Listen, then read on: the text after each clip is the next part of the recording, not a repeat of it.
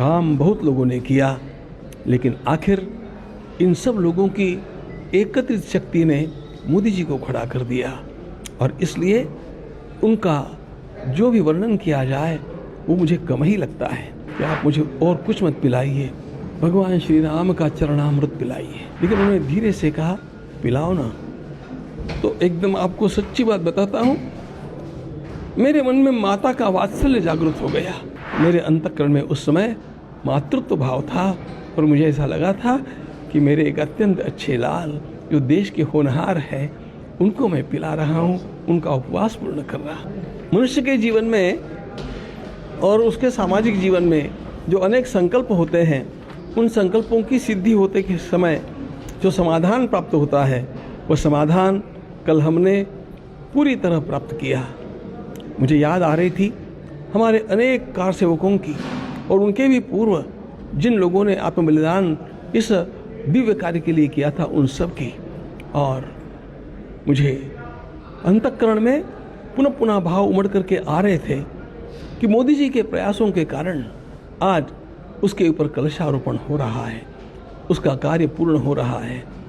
काम बहुत लोगों ने किया, लेकिन आखिर इन सब लोगों की एकत्रित शक्ति ने मोदी जी को खड़ा कर दिया।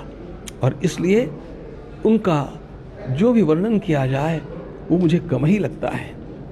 मैंने केवल भावुकता में उनको राजर्षि नहीं कहा, उस प्रकार का उनका जीवन मैं देख रहा हूँ। कल समय अल्प था इसलिए मैं पूरा बोल भी नहीं पाया, लेकिन इन 11 दिनों में उन्होंने भगवान श्री राम के मंत्र का बहुत जप किया है।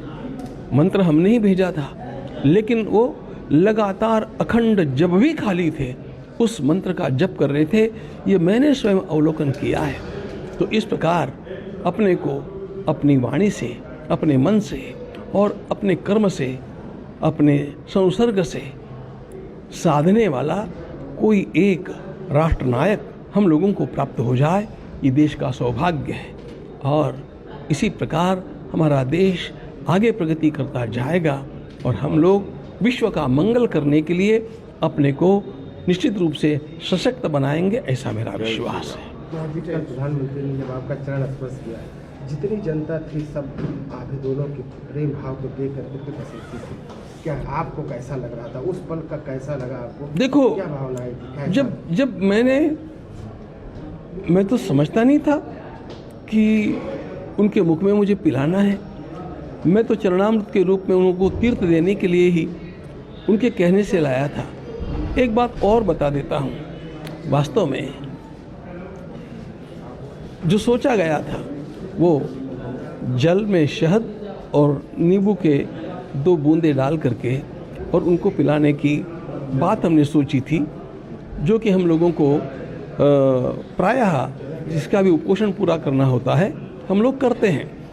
लेकिन उन्होंने कल मुझे अलग से आते आते अलग से मुझे कहा कि आप मुझे और कुछ मत पिलाइए, भगवान श्री राम का चरणामृत पिलाइए।